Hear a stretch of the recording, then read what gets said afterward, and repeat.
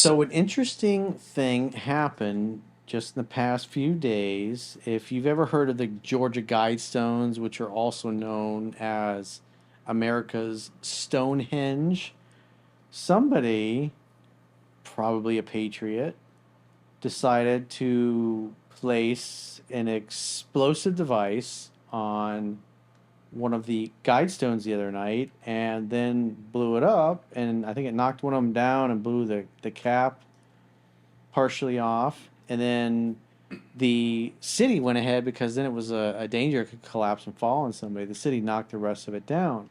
And so on the Georgia Guidestones, I think it was like in 8 different languages. It was in English. It was like in I think Sumerian, like the cuneiform. I think it was in Hindi. I think it was in Chinese Mandarin. It was just a bunch of different languages.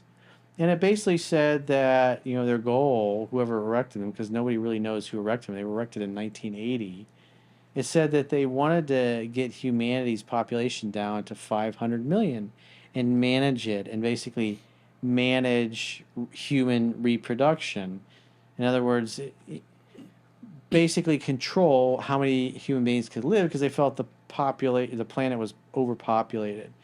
I think right now there is 7 something plus billion people on the planet, and so they basically want to reduce the population by 80-90%, I think it is.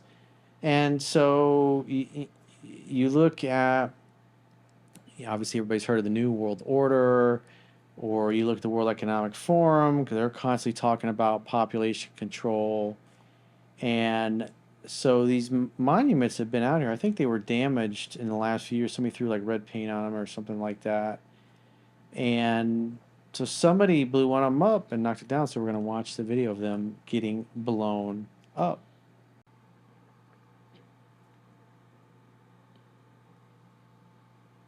Kaboom! Maybe tannerite. Could have been something else somebody made. I'm thinking it was tannerite. If they have slung this, something over it. well, that looks like someone drilled a hole in it and put some dynamite in it or something. Well, the way tannerite works, it's a liquid you can legally buy, and then you shoot it with a rifle, typically at a distance, and the rifle hitting the liquid makes it explode. And how long is that going to last without denaturing and changing to where you can't hit it with a bullet? That I don't know. Because but you could, like I was saying, you could throw a rope over it because these things I think were 20 feet tall, 19 feet tall, something like that. And then you can hoist the tannerite up to a certain height, and it's like a jug, like a multi-gallon jug or something. And then somebody with a rifle can be far enough away to where it's safe, and then shoot it, and it blows up. Because to me, I think I'd be really shocked if it was C4 or something like that. But the reason I knocked it down because it was a danger to anybody looking at it. I suspect that they have a lot more video that they haven't been through yet, and there is video of the car driving up and I guess away. That actually whoever set the charge. Yeah, I mean, on my home, I have a video system, and I can go back a couple weeks with very detailed images. Same. And I know that they had this surveillance set up many, many years ago to protect this place. And if they just go back and look through it, if they have at least a couple of weeks worth, they should be able to identify humans. See who. Well, supposedly they're looking for whoever, a person of interest or something like that. So they probably got filmed. Yeah, but the question is, does it really matter? I mean, I think it was supposed to be like post-apocalyptic instructions for humanity. Yeah, well, you look at it from what's going on with the Dutch farmers and how they're all talking about the World Economic Forum because it's the stated policy. And you got Klaus Schwab on video bragging about how we have penetrated the cabinets of the governments of the West. And so he said Prime Minister Trudeau, who he names on video, and half of his cabinet are all World Economic Forum young global leaders, as he likes to refer to them. And that includes Christina Nuland, who is the deputy prime minister. So when you look at the things that they do, they're against the sovereignty of Canada. They're not in the interest of the Canadian people, and oftentimes it's the opposite of what they say they're going to do. But then when you look at what Klaus Schwab and the rest of the Davos crowd have stated that they want for the world, and he's also on video bragging that we set the global agenda.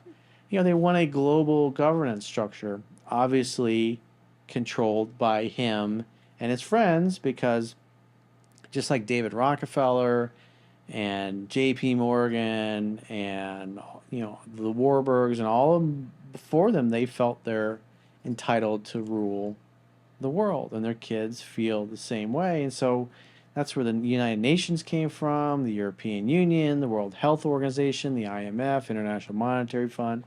All these organizations came out and as part of the structure that they were building as a global governance structure to eventually supersede the sovereignty of the nation state and then have a global governance structure that decides, well, you can live there, but people can't live there, and then you have to move. And so that's why you look and they're like, why aren't they building the wall? And they're encouraging all these people to immigrate, not only from South America, because they want to return a lot of the rainforest to just Mother Nature, but they're encouraging this in Africa as well. They're encouraging the Africans to immigrate to Europe.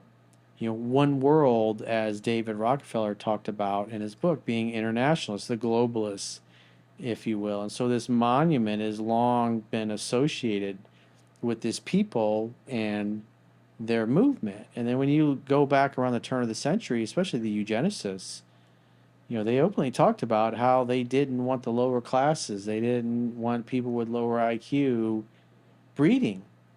And so they wanted to sterilize them, and oftentimes they had programs to do this and actually did it.